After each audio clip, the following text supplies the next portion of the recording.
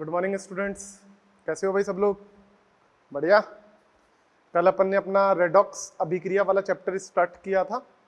उसमें बेटा अपन लोगों ने लेक्चर नंबर 124 देख लिया था। तो आज अपन अपने नेक्स्ट लेक्चर से स्टार्ट करते हैं, जिसमें बेटा अपन ऑक्सीकरण अंक क्या होता है, कैसे पता करते हैं, इन सब के लिए बात करेंगे। ठीक है। कल अपन ने बेटा रेडॉक्स अभिक्रिया, उसकी परिभाषा, रेडॉक्स अभिक्रिया के प्रकार, जिसमें 6 प्रकार की बात की थी, याद आ गया होगा आपको। संयोजन, अंतरणुक, अंतः अणुक, वैद्युत अपघटन, विस्थापन और आपका एक विषमानुपाती अभिक्रिया, ये सब पढ़ लिया था। तो आज अपन अपना नेक्स्ट लेक्चर स्टार्ट करते हैं। इसमें लेक्चर नंबर 125 और बेटा अपन इसमें देखेंगे क्या क्या पढ़ना है। तो बेटा लेक्चर नंबर 125 चैप्टर अपना बेटा कौन सा चल रहा है आपका? रेडॉक्स अभिक्रिया।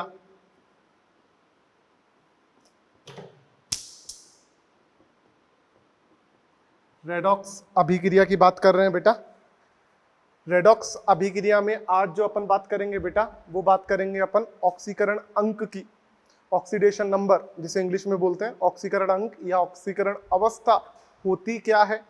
किसी भी क्वेश्चन में हम तत्व या यौगिक में ऑक्सीकरण अंक निकालते हैं तो उसके रूल क्या क्या होने चाहिए, उन सब की बेटा अपन बात कर रहे हैं। ठीक है बेटा। तो अपन देखते हैं, देखिए एक बार इनको। यहाँ पे अपन ने देखा ऑक्सीकरण अंक। बेटा ऑक्सीकरण अंक को इंग्लिश में बोलते हैं ऑक्सीडेशन नंबर, इसलिए बेटा इसे शॉर्ट में बोला जाता है ON। समझ में आती है बात बेटा? इसकी परिभाषा की बात करें, परिभाषा क्या होती है, तो देखिएगा बेटा।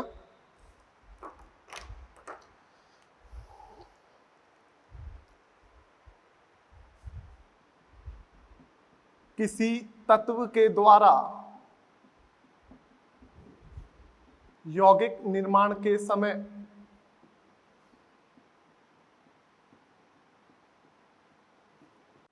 त्यागे गए या ग्रहण किए गए इलेक्ट्रॉन, त्यागे गए या ग्रहण किए गए इलेक्ट्रॉन उस तत्व की ऑक्सीकरण अवस्था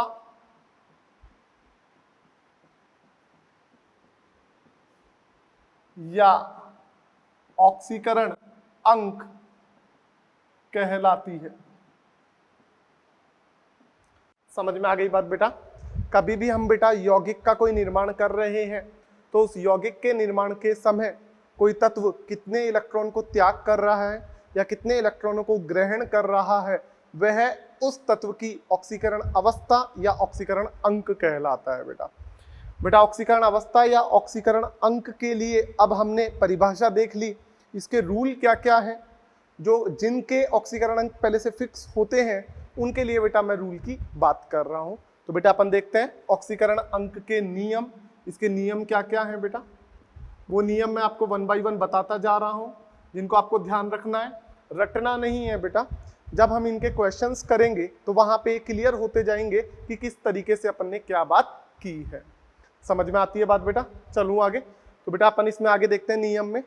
बेटा इसके लिए आपको पहले थोड़ा सा आवर्त सारणी को ध्यान में लाना होगा, जो आपने 9th 10th में पढ़ा है। वैसे अपने पास एक चैप्टर भी आएगा अपना अलग से आवर्त सारणी, वहां भी पढ़ेंगे, लेकिन उससे पहले थोड़ा सा मैं आपको बता देता हूं क्या चीज है। बेटा आवर्त सारणी का जो ढांचा है वो कुछ इस तरीके से होता है। समझ में आती है बात बेटा? बेटा इधर ये तो होता है S ब्लॉक, ये होता है अपना D ब्लॉक, ये होता है बेटा अपना P ब्लॉक, और बेटा F ब्लॉक अपना नीचे होता है। ध्यान से समझना एक ही बार में ये बात, बाकी चैप्टर आएगा जब वहां पे समझाऊंगा। बेटा ये है आपका S ब्लॉक। तो आपको पता है आवर्त सारणी बेटा 4 ब्लॉकों में बटी हुई है, S block, D block, P block, F block. समझ में आती है बात बेटा? आवर्त सारणी में जो खड़ी लाइनें होती हैं उन्हें वर्ग बोला जाता है। आवर्त सारणी में जो खड़ी लाइनें होती हैं बेटा उन्हें वर्ग बोला जाता है, और एक आवर्त सारणी में 18 वर्ग होते हैं बेटा, याद रखें। जैसे 2 वर्ग तो होते हैं S ब्लॉक के, 10 वर्ग होते हैं D ब्लॉक के, 6 वर्ग होते हैं P ब्लॉक के। समझ में आ गई बात? और आडी लाइनें जो होती हैं उन्हें बोला जाता है बेटा आवर्त। 7 तो आवर्त होते हैं और 18 वर्ग होते हैं। डन बेटा। तो वर्ग संख्या 1 2 3 4, या तो ऐसे बोलो 1 2 3 4 5 6 7 8 9 10 11 12 13 14 15 16 17 18, मतलब 1 से 2 वर्ग तो ये, 3 से 12 वर्ग संख्या ये, 13 से 18 वर्ग संख्या ये। इस तरीके से आवर्त सारणी अपनी बटी हुई होती है। समझ में आ गई बात बेटा। तो बेटा वर्ग संख्या 1 और 2 एस ब्लॉक की, वर्ग संख्या 3 से 12 डी ब्लॉक की, वर्ग संख्या 13 से 18 पी ब्लॉक की होती है। डन। तो इनमें बेटा कुछ ब्लॉक के, कुछ वर्गों के ऑक्सीकरण अंक फिक्स होते हैं जो हमारे नियम में काम आ रहे हैं। बेटा ये मैंने अभी आपको शॉर्ट में बताया है, ये पूरी चीजें अपने पास एक चैप्टर आएगा आवर्त सारणी, वहां पे आप पूरा डिटेल में पढ़ोगे, वहां पे आपको याद करने की ट्रिक्स भी बताई जाएगी। यहाँ पे थोड़ी सी चीजें काम आ रही थी, इसलिए मैंने इसका एक जनरल इंट्रोडक्शन दिया कि चीज क्या है। समझ में आ गई बात, घबराने की जरूरत नहीं है कि सर ये तो बताया ही नहीं। ये बेटा पूरा अपने पास नेक्स्ट चैप्टर जो होगा आवर्त सारणी उसमें डिटेल में पढ़ोगे आप लोग। बेटा इसमें पहला क्या है, वर्ग संख्या 1, वर्ग संख्या 1 बेटा कौन सा होता है, क्षारीय धातु। बेटा इसे फर्स्ट ए बी बोलते हैं। वर्ग संख्या 1 इन्हें क्षारीय धातु होती है, इसलिए क्षारीय धातु भी बोला जाता है, और इन्हें फर्स्ट ए से भी बोलते हैं। वर्ग संख्या 1 को किससे बताते हैं, फर्स्ट ए। वर्ग संख्या 1 क्षारीय धातु पर ऑक्सीकरण अंक कितना होता है, +1। ध्यान से समझे, वर्ग संख्या 1 इनमें क्षारीय धातु होती हैं, जैसे अपन बात करें lithium, sodium, potassium, rubidium, caesium, ठीक है। और याद करने की ट्रिक बताऊं, ली, ना, का, रब से फरियाद, ये सब बातें आएंगी आवर्त सारणी में, वहां पे बात करेंगे। तो बेटा ये सारे तत्व कितने, ये सारी धातुएं क्या ऑक्सीकरण अंक प्रदर्शित करती है, +1।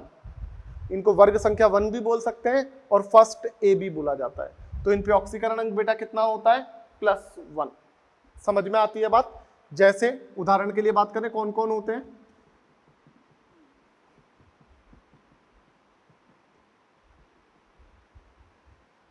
तो बेटा ये ली, ना, का, रब से फरियाद, इन सब पे बेटा ऑक्सीकरण अंक कितना आएगा, +1। ये अंक कब आएगा, जब ये किसी अणु या यौगिक में बंधे हुए होंगे, जब ये किसी अणु या यौगिक का निर्माण कर रहे होंगे, उस केस में इनके ऊपर ऑक्सीकरण अंक कितना आता है बेटा, +1। यदि आप बोलो कि सर ये मुक्त अवस्था में है लिथियम, तो कितना रहेगा, तो 0 रहेगा। मुक्त या स्वतंत्र अवस्था में 0 रहता है। ये कब बात की है कि ये कोई अणु या यौगिक बनाए, तो उस टाइम इन तत्वों पे हमें ऑक्सीकरण अंक पता होना चाहिए, और वो कितना होगा, +1 होगा। ये भी अभी रूल लिखवाने के बाद में मैं आपको 25-30 एग्जाम्पल करवाऊंगा, सारे डाउट क्लियर हो जाएंगे, चिंता ना करें। जो अभी लिखवा रहा हूं बस एक बार वो देखते चले, समझते चले, बाकी एग्जाम्पल जब करेंगे तो चीजें अपने आप क्लियर हो जाएंगे। ठीक है बेटा। रूल नंबर 2 की बात कर रहा हूं, देखिएगा। वर्ग संख्या 2, बेटा वर्ग संख्या 2 जो होती है आवर्त सारणी में, उसे बोला जाता है क्षारीय मृदा धातु। क्षारीय मृदा धातु, इसे बेटा सेकंड ए से भी लिखते हैं। सेकंड ए पर ऑक्सीकरण अंक कितना होता है बेटा, +2। वर्ग संख्या 2 इसे सेकंड ए भी बोलते हैं, क्षारीय मृदा धातु भी बोलते हैं। इन पे ऑक्सीकरण अंक कितना होता है, +2। कब, जब ये किसी यौगिक या अणु का निर्माण कर रहे हैं, तो सेकंड ए की जो धातुएं हैं उन पे आप ऑक्सीकरण अंक कितना मान के चलोगे, +2। तो बेटा इसमें क्या क्या आ जाएगा, देखो आप उदाहरण के तौर पे देखते हैं। बेटा मांगे, कार, स्कूटर, बाप, राज। बेटा इन सब पे कितना आएगा, +2। ये याद करने की ट्रिक है। बेटा मांगे कन्या सुंदर बाप राजी, या बेटा मांगे कार, स्कूटर, बाप, राज। याद करने की ट्रिक है बेटा। वो आवर्त सारणी में, पूरी आवर्त सारणी इतनी बड़ी होती है ना, जो इनकी सबकी याद करने की ट्रिक बताऊंगा, 1 मिनट में आप पूरी आवर्त सारणी याद कर लोगे, ये मेरी जिम्मेदारी है। समझ में आ गई बात। बेटा ऐसे ही अपन तीसरा नियम बात कर रहे हैं, क्या होता है, बेटा जितने भी समपरमाणवीय अणु हैं, सभी समपरमाणवीय अणु पर ऑक्सीकरण अंक कितना होगा? 0। समपरमाणवीय अणु बोले तो बेटा पहली बात अणु होना चाहिए, समपरमाणवीय मतलब उसमें समान परमाणु होने चाहिए बेटा, उन पे ऑक्सीकरण अंक कितना हो जाएगा? 0 हो जाएगा बेटा। जैसे मैंने बात की H2, कहीं लिखा हुआ आ गया तो इस पे ऑक्सीकरण अंक 0। आपको याद हो तो एग्जाम्पल मैंने दिया, रेडॉक्स अभिक्रिया समझाया था, तो मैंने एग्जाम्पल लिया था H2S plus Br2 change into HBr plus S। तो जैसे आया Br2, इस पे ऑक्सीकरण अंक कितना आ जाएगा? 0। मैंने बोला S8, इस पे ऑक्सीकरण अंक कितना आ जाएगा? 0। समझ में आ गई बात? तो ऐसे करके अपन 10-12 रूल देखेंगे। इसमें पहला नियम हमने देखा, वर्ग संख्या 1 या फर्स्ट ए या जिन्हें क्षारीय धातु बोलते हैं उन पे बेटा ऑक्सीकरण अंक कितना होता है? +1। कौन कौन से तत्व आते हैं उसमें? Lithium, sodium, potassium, rubidium, caesium, francium. ऐसे ही बेटा अपन ने बात की वर्ग संख्या 2। वर्ग संख्या 2 अर्थात इन्हें हम सेकंड डे भी बोलते हैं, इन पे ऑक्सीकरण अंक कितना रहता है? +2। इनमें कौन कौन से तत्व आएंगे बेटा? Beryllium, magnesium, calcium, strontium, barium, radium आदि। फिर अपन ने बात की बेटा सभी मुक्त समपरमाणवीय अणु, अणु अर्थात जिसमें एक से ज्यादा परमाणु होंगे, समपरमाणवीय मतलब समान परमाणु होंगे, तो उनके ऊपर ऑक्सीकरण अंक कब आएगा? कितना आएगा? 0 आएगा। समझ में आती है बात बेटा? ये दोनों जो नियम बात की है अपन ने बेटा, ये यौगिक या अणु की बात की है। मुक्त अवस्था में अपन बात करेंगे तो ऑक्सीकरण अंक कितना रहेगा बेटा? 0 रहेगा। उसको भी अपन लिख लेंगे। इसको रफ करता हूं बेटा और फिर आगे चलते हैं अपन।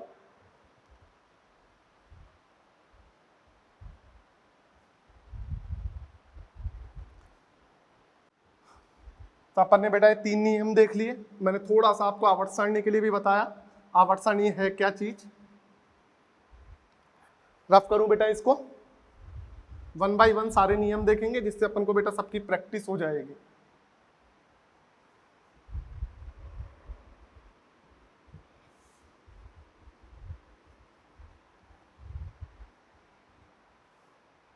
आगे देखिएगा बेटा, रूल नंबर 4 क्या बोलता है? सभी मुक्त स्वतंत्र परमाणु पर ऑक्सीकरण अंक कितना आएगा? 0। मुक्त स्वतंत्र परमाणु अकेला है, किसी भी यौगिक या अणु के साथ नहीं है, तो उस पे ऑक्सीकरण अंक बेटा आप कितना मान लोगे? 0। ये ध्यान रखना, अणु या यौगिक में नहीं होना चाहिए। मुक्त स्वतंत्र परमाणु है तो ऑक्सीकरण अंक आप 0 मानोगे। कुछ भी उदाहरण ले लो, मान लो मैंने बोला S 0, Br 0, आपका कुछ भी मान लीजिए बेटा, जो अकेला आएगा उस पे सब पे चार्ज कितना हो जाएगा आपका? 0, मतलब ऑक्सीकरण अंक कितना हो जाएगा बेटा? 0। जबकि रूल नंबर 1 और 2 जो बताए थे कि वर्ग 1 की धातुओं पे +1, वर्ग 2 की धातुओं पे +2, वो कब था? जब वो अणु या यौगिक का निर्माण कर रहे हैं उस केस में था। यहाँ पे मुक्त अवस्था में बात की गई है। मुक्त अवस्था में तो यदि आपने सोडियम की भी बात कर ली तो इस पे भी आप 0 ही मान के चलोगे बेटा, क्योंकि ये मुक्त अवस्था की बात की जा रही है। समझ में आती है बात बेटा? नेक्स्ट रूल नंबर 5 की बात कर रहा हूं, हैलोजन। बेटा हैलोजन क्या होते हैं? अपनी आवर्त सारणी में वर्ग 17, आवर्त सारणी में जो खड़ी लाइनें हैं उनमें वर्ग 17 फ्लोरीन, क्लोरीन, ब्रोमीन, आयोडीन, इन्हें हैलोजन बोला जाता है। तो हैलोजन मतलब बात कर रहे हैं तो अपन वर्ग 17 के तत्व पर ऑक्सीकरण अंक कितना होता है? -1। बट सामान्यतः बात की है बेटा, हमेशा बात नहीं की है। सामान्यतः इस वर्ड का मतलब भी समझे, सामान्यतया हमेशा की बात नहीं की है। और यहां भी बात रखें, ये मुक्त अवस्था की बात नहीं की है। जहां भी बेटा मुक्त अवस्था है, स्वतंत्र अवस्था होगा वहां लिखूंगा, अदरवाइज यदि नहीं लिखा है तो ये समझ लेना ये अणु या यौगिक के केस की बात की जा रही है। समझ में आती है बात? तो वर्ग 17 के तत्व जिन्हें हैलोजन बोला है उनके ऊपर ऑक्सीकरण अंक -1 सामान्यतया, हमेशा की बात नहीं की है। जैसे अपन बात कर रहे हैं F, Cl, Br, I, इन्हें हैलोजन बोलते हैं, इन पे ऑक्सीकरण अंक -1। आप बोलोगे सर इधर BRI पे 0 बताया, इधर BRI पे -1। बेटा ये मुक्त और स्वतंत्र अवस्था में है, और यहां मुक्त स्वतंत्र नहीं लिखा है, मतलब अणु या यौगिक की बात की गई है। बोलो समझ में आती है क्या बात? पक्का? चलूं आगे, आगे देखिएगा बेटा फिर से। नेक्स्ट अपन बात कर रहे हैं हेलोजन के बाद हाइड्रोजन। हाइड्रोजन पर ऑक्सीकरण अंक, तो बेटा हाइड्रोजन पर ऑक्सीकरण अंक +1। फिर से मैंने बात लिखी सामान्यतया, मतलब बेटा हमेशा की बात नहीं की है। हाइड्रोजन पे आप +1 मानोगे, लेकिन हमेशा ऐसा नहीं है बेटा। कई केस में हाइड्रोजन -1 भी शो करता है। तो देखिएगा, नोट, हाइड्राइडो में हाइड्रोजन पर ऑक्सीकरण अंक -1 होगा। अब ये आप बोलोगे सर हाइड्राइड क्या होते हैं बेटा? हाइड्राइड अर्थात जब हाइड्रोजन वर्ग 1 या 2 के साथ अणु बनाए। अब इसके भी एग्जांपल बताऊंगा बेटा। हाइड्रोजन आवर्त सारणी में वर्ग 1 और वर्ग 2 के अलावा किसी के भी साथ आएगा तो +1 रखेगा, लेकिन वर्ग 1 या वर्ग 2 के साथ आ जाता है तो उस केस में बेटा +1 नहीं रखता है, उस केस में कितना रखता है? -1 रखता है। और उस केस को क्या बोलते हैं? हाइड्राइड। जैसे इस हाइड्राइड के केस की बात करूं तो देखो, जैसे NaH, तो आज बेटा हाइड्रोजन यहाँ पे -1 होगा और ये +1 होगा। समझ में आई बात? बाकी और जैसे जैसे एग्जाम्पल आएंगे वहां पे मैं आपको बताता चलूंगा। तो याद रखें हाइड्रोजन पे +1 होता है, लेकिन हाइड्राइडो के केस में -1 आएगा। हाइड्राइड मतलब जब हाइड्रोजन वर्ग 1 या वर्ग 2 के साथ अणु बनाए, जैसे NaH। समझ में आ गई बात? तो बेटा इस तरीके से अपने पास 6 रूल हो गए। आगे चलते हैं, रफ करूं इसको। बेटा ये रूल ध्यान रखना है, ये आपके मॉड्यूल में भी लिखे हुए हैं, मैं इजी लैंग्वेज में एग्जाम्पल के साथ बता रहा हूं। इसके बाद जब सारे रूल हो जाएंगे तो मैं अलग से आपको एग्जाम्पल पूरे सॉल्व करना बताऊंगा। 20-25 एग्जाम्पल्स की प्रैक्टिस कराऊंगा, जिससे आपके अच्छे से सारी चीजें क्लियर हो जाएंगी। डन बेटा? रफ करूं इसको।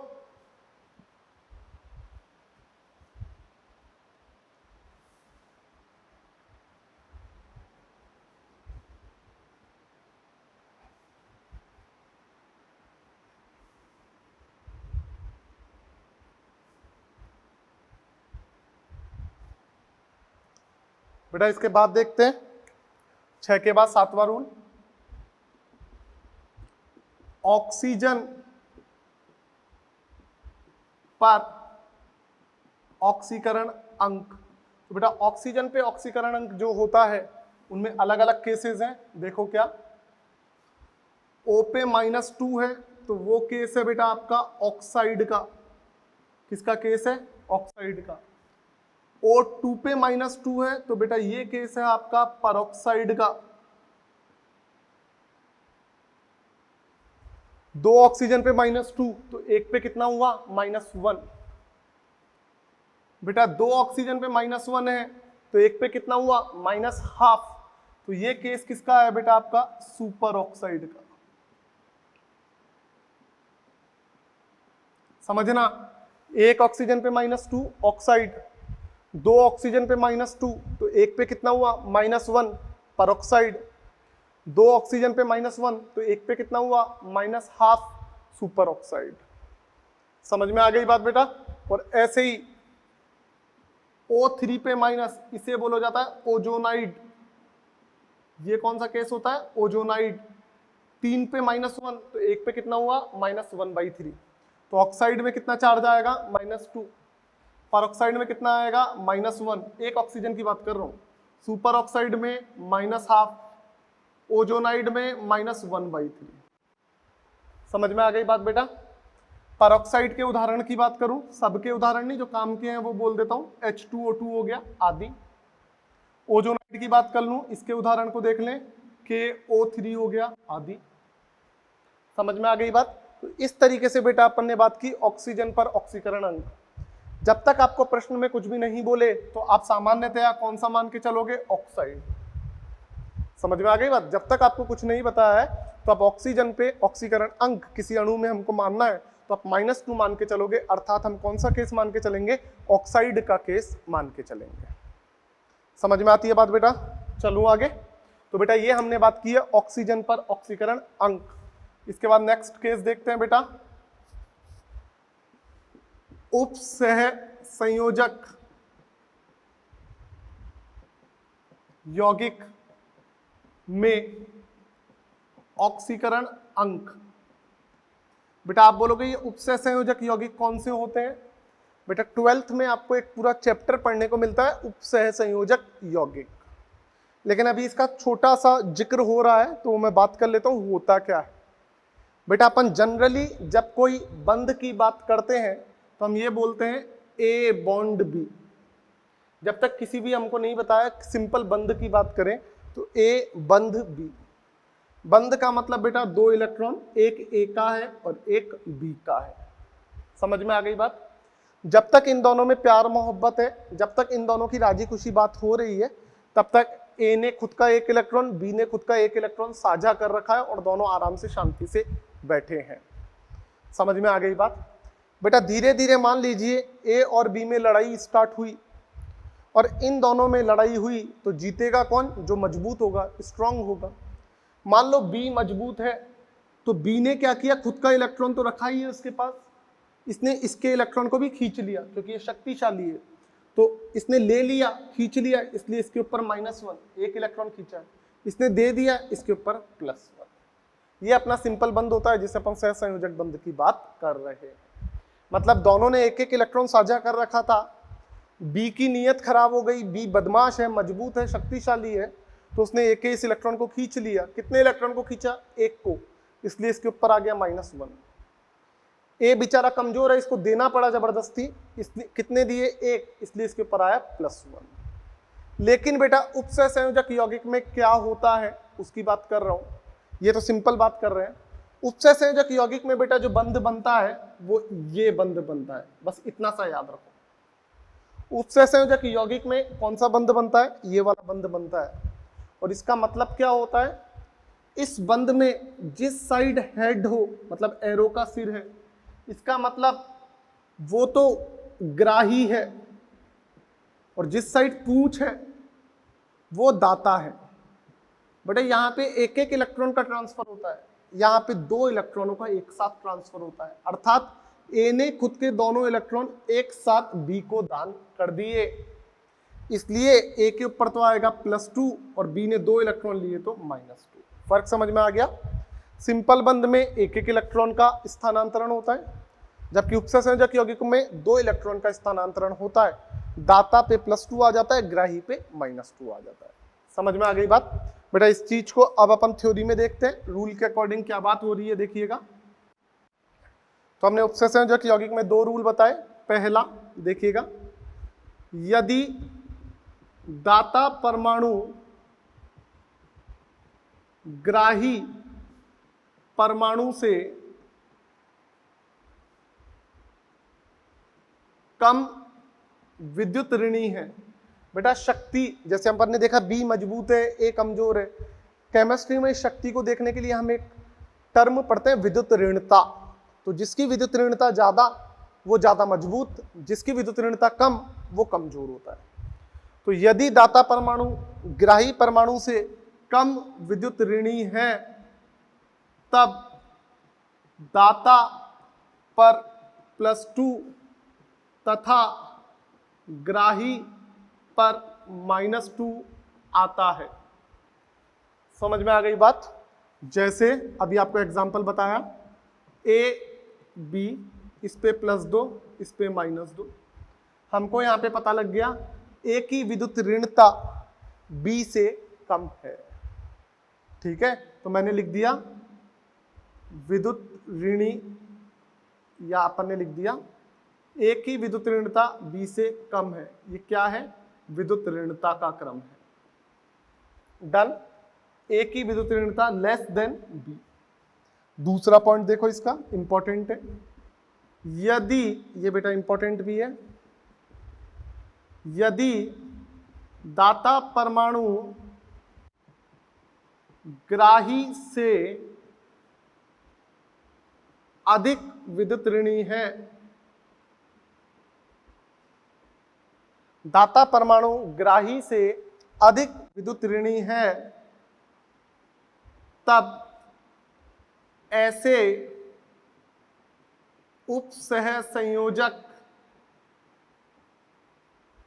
बंध को नगण्य मान लेते हैं।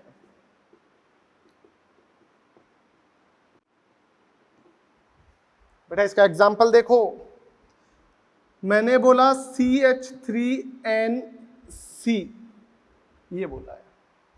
बेटा समझना, इधर एक चीज याद रखना, N की विद्युत ऋणता C से अधिक है। विद्युत ऋणता का क्रम देखें तो N की विद्युत ऋणता C से अधिक है।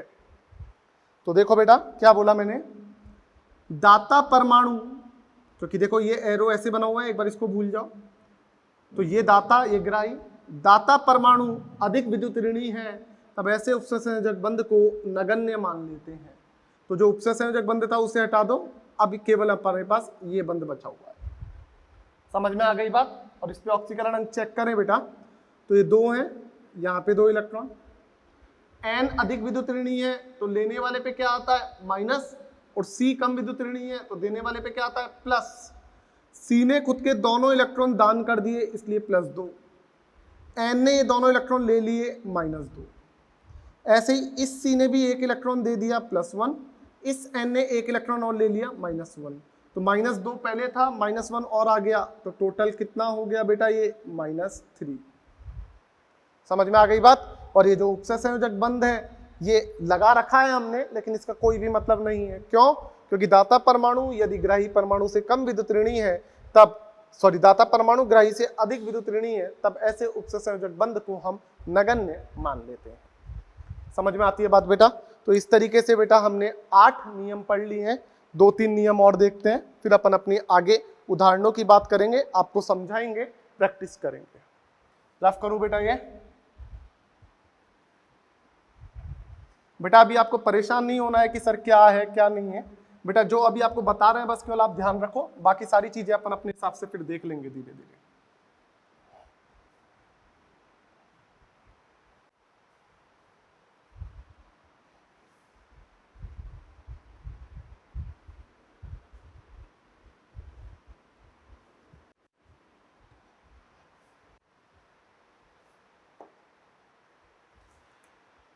बेटा आगे देखिएगा, रूल नंबर 9 की बात कर रहा हूं, आयनों पर ऑक्सीकरण अंक।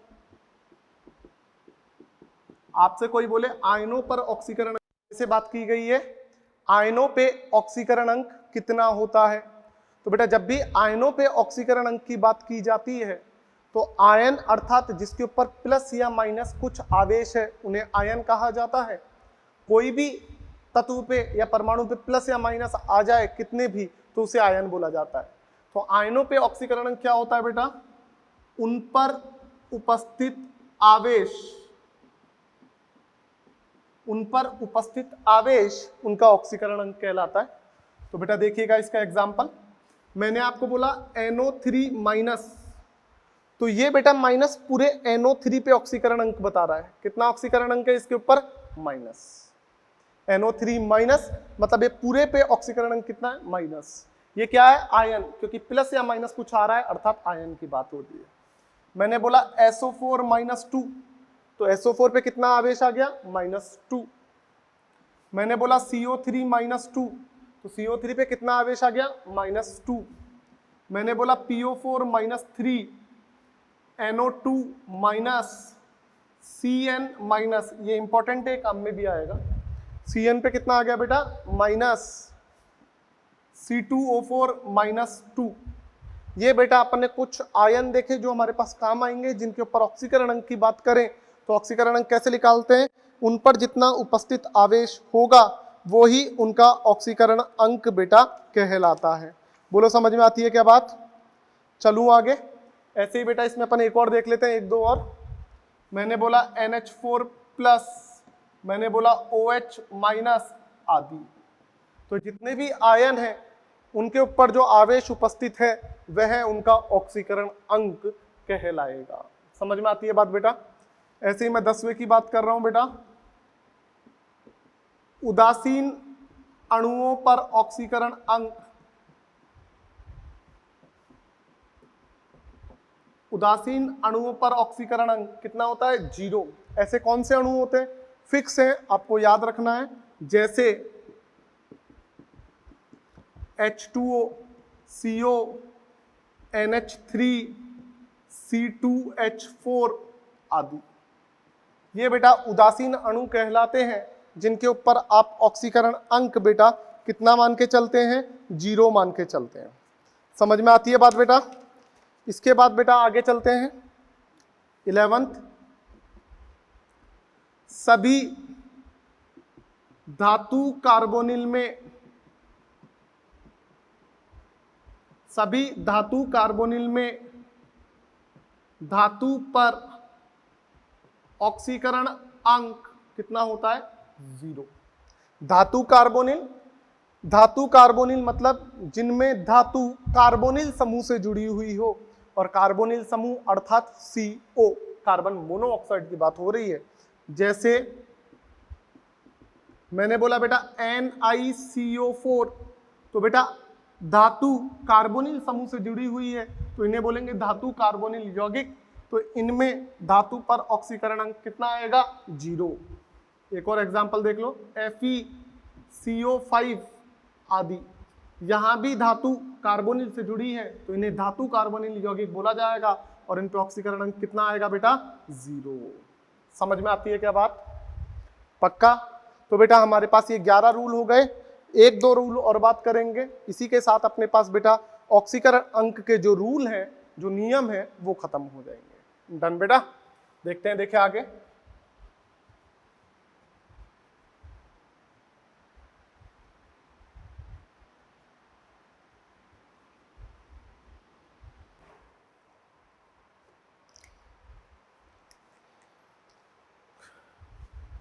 बेटा इसके बाद अपन बात करते हैं आगे रूल।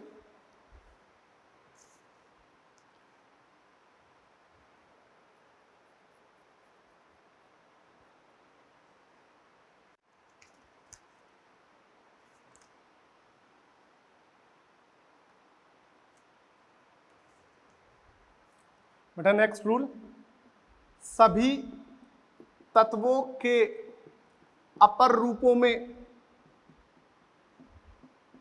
ऑक्सीकरण अंक कितना आएगा? 0। अपर रूप बेटा आपने 9th 10th में पढ़े हैं।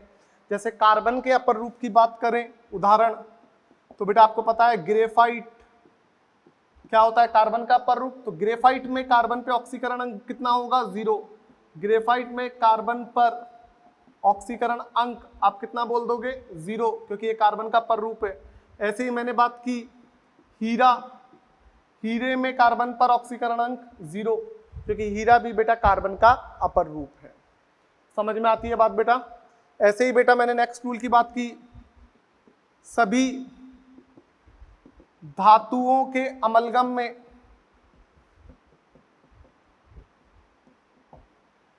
ऑक्सीकरण अंक कितना होगा बेटा? 0। धातुओं का अमलगम क्या होता है इसकी बात कर रहे हैं बेटा, देखिएगा। धातुओं का अमलगम अर्थात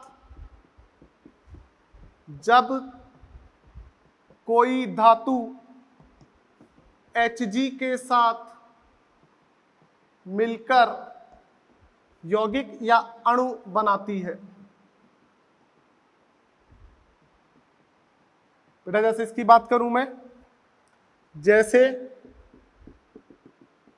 मैंने बात की NaHg, बेटा इस पे ऑक्सीकरण अंक कितना आएगा? 0। इसे क्या बोला जाता है? Sodium amalgam. क्या बोला जाता है? Sodium amalgam. सुनना बात अब, जब भी कोई धातु Hg के साथ मिलेगी तो उसको उस धातु का अमलगम कहेंगे। जैसे NaHg sodium amalgam, Mg magnesium जब Hg के साथ संयुक्त होगी तो मैग्नीशियम अमलगम, Zn जब Hg के साथ संयुक्त होगा तो जिंक अमलगम। और उनमें धातुओं पे ऑक्सीकरण अंक कितना मान के चलोगे बेटा आप? 0 मान के चलोगे।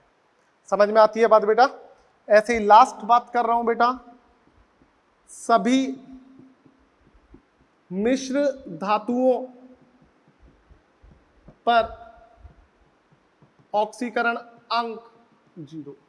मिश्र धातु मतलब बेटा दो अलग अलग धातुओं को किसी भी अनुपात में मिलाएं तो जो बनेगी वो मिश्र धातु बनेगी, और उस पे ऑक्सीकरण अंक आप कितना मान लोगे बेटा? 0।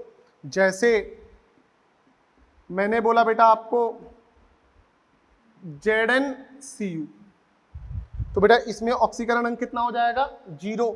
इसे क्या बोला जाता है? पीतल। ZnCu। कोई आपको बोले पीतल में कौन कौन सी मिश्र धातु है, तो आप बोलोगे जिंक एंड कॉपर है, और इस पे ऑक्सीकरण अंक कितना माना जाएगा? इस पे ऑक्सीकरण अंक आप बता दोगे बेटा कितना होता है? 0 होता है। समझ में आती है क्या बात बेटा? बोलो जी, क्लियर है ये? तो बेटा ये हमने ऑक्सीकरण अंक के कुछ नियम पढ़े कि किस तरीके से हम ऑक्सीकरण अंक की गणना कर सकते हैं। अब बेटा मैं आपको कुछ एग्जाम्पल्स बताऊंगा जिससे अपना फंडा क्लियर हो जाएगा कि किस तरीके से हम बात कर रहे हैं। समझ में आती है बात बेटा? रफ करूं बेटा? ये देखो देखिए, इसको रफ करते हैं और आगे बात करते हैं।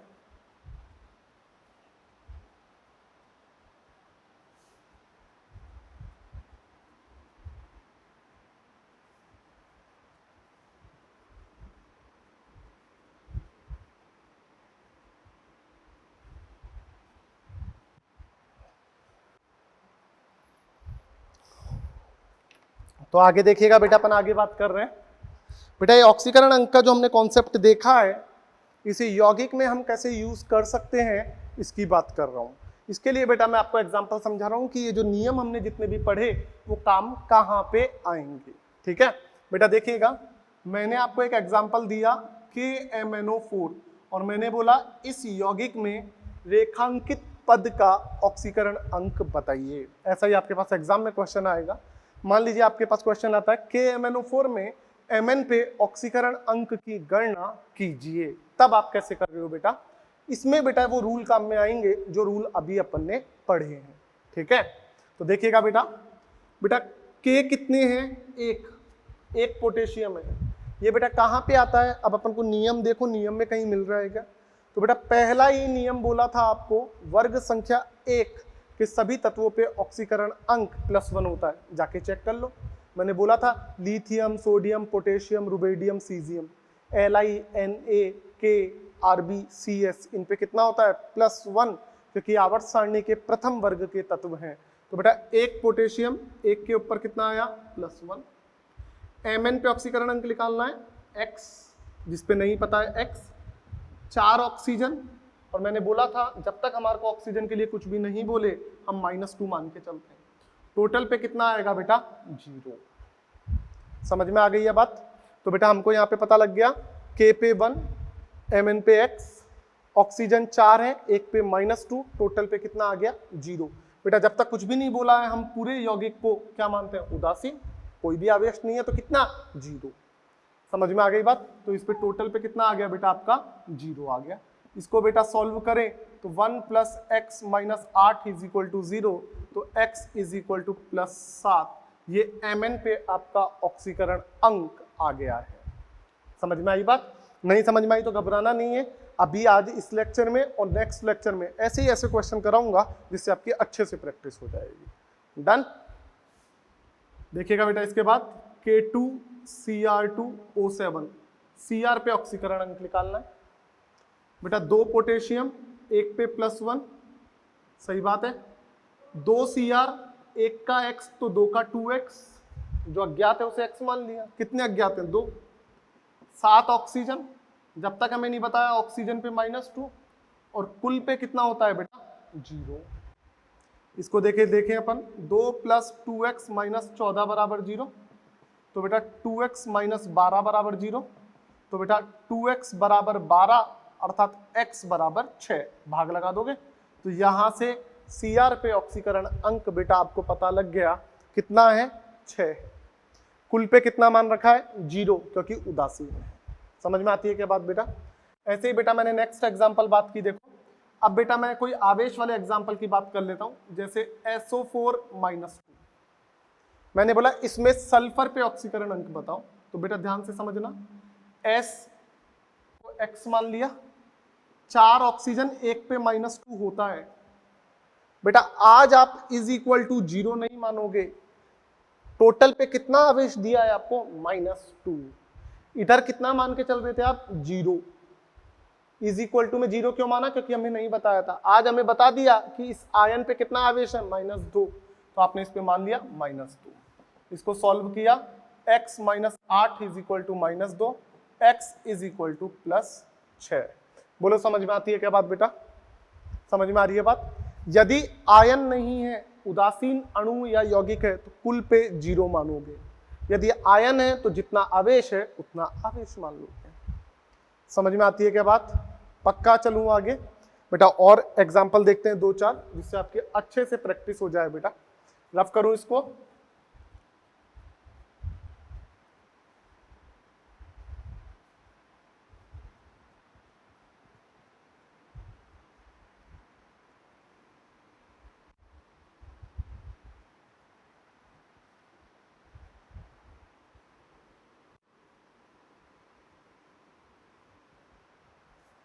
आगे देखिए बेटा, मैंने बोला HNO3, N पे ऑक्सीकरण अंक निकालना है। एक हाइड्रोजन एक पे +1, एक नाइट्रोजन X, 3 ऑक्सीजन एक पे -2, टोटल पे कितना आएगा?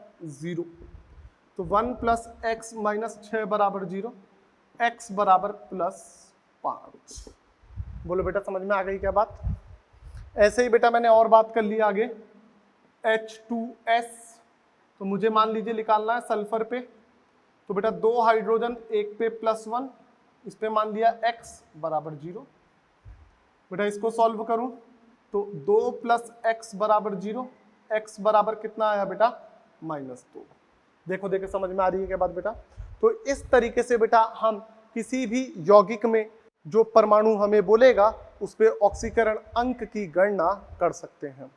गणना करने का तरीका हमेशा सेम रहेगा बेटा, कि जो नियम आपको बताए हैं। अब आप बोलोगे सर नियम याद करने हैं क्या? बेटा याद नहीं करने। अब जैसे आपको पता लगा इस पे निकालना है, तो आपने बोला हाइड्रोजन पे कितना मानूं, तो आपने पीछे पलट के देखा हाइड्रोजन पे +1 है।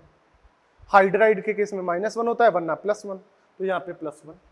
ऑक्सीजन पे सामान्यतः -2। तो बेटा ऐसे बार बार जब अपन 25-30 एग्जाम्पल करेंगे तो सारे रूल अपने आप अपने दिमाग में सेट हो जाएंगे, उसकी चिंता करने की जरूरत आपको नहीं है। बोलो बेटा समझ में आई बात? पक्का? तो बेटा ये मैंने आपको 5-6 एग्जाम्पल बता दिए, 1-2 एग्जाम्पल और देख लो, फिर अपन नेक्स्ट क्लास में भी बहुत सारे एग्जाम्पल करेंगे जिससे आपकी प्रैक्टिस हो जाए। मैंने बोला बेटा आपको K2MnO4 Mn पे निकालना है, तो आपने क्या बोला? 2 पोटेशियम एक पे +1, Mn जिस पे निकालना है X, 4 ऑक्सीजन एक पे -2, टोटल पे क्या मानोगे? 0। तो 2 + x - 8 बराबर 0, x बराबर +6। बोलो बेटा बात समझ में आ गई? तो इस तरीके से बेटा मैंने आपको नियमों पे आधारित क्वेश्चंस को करना बताया। ऐसी बात नहीं है हम और क्वेश्चन नहीं करेंगे, अपन बेटा नेक्स्ट लेक्चर में क्वेश्चन ही क्वेश्चन करेंगे, जिससे बेटा आपकी अच्छे से प्रैक्टिस हो जाए। घबराना नहीं है, फिर से मैं वही बात बोल रहा हूँ बेटा, आपको बार बार नियम्स को देखना है और उस पर आधारित क्वेश्चंस को चेक करना है। समझ में आ रही है बात? बेटा प्रैक्टिस करोगे तो क्वेश्चन आएगा, घबराने की कहीं भी जरूरत नहीं है। समझ में आती है बात बेटा? पक्का? चलूं आगे, ऑक्सीकरण अंक के और क्वेश्चन करवाऊं। देखिए बेटा नेक्स्ट एग्जांपल हमने मान लिया, मान लीजिए S3PO4, मुझे P पे निकालना है। बेटा 3 हाइड्रोजन एक पे +1, P पे X, 4 ऑक्सीजन एक पे -2, टोटल पे क्या रहेगा? 0। यहाँ से देखो 3 + x - 8 बराबर 0, तो यहाँ से आपके पास आया x बराबर +5। बोलो बेटा समझ में आई क्या बात? तो ऐसे ही आपके मॉड्यूल में भी आपके पास बहुत सारे एग्जाम्पल दे रखे हैं, एक टेबल बना रखी है। आपको एक्सरसाइज 1 में भी ऑक्सीकरण अंक पे आधारित जो क्वेश्चन मिल रहे हैं आप उनको करके देखना। अदरवाइज नेक्स्ट लेक्चर में मैं उनको भी करवा दूंगा और 20-25 एग्जाम्पल मैं और करवा दूंगा, कुछ अच्छे कुछ अपवाद वाले, सारे टाइप के आपको करवाऊंगा। उनसे 12 एग्जाम में आपके पास कुछ नहीं आएगा, घबराने की जरूरत नहीं। डन बेटा? तो ठीक है, आज के लिए बहुत है इतना, बाकी की बातचीत बेटा अपन करेंगे कब? नेक्स्ट लेक्चर में। ओके, बाकी पढ़ाई करनी है। Okay, thank you.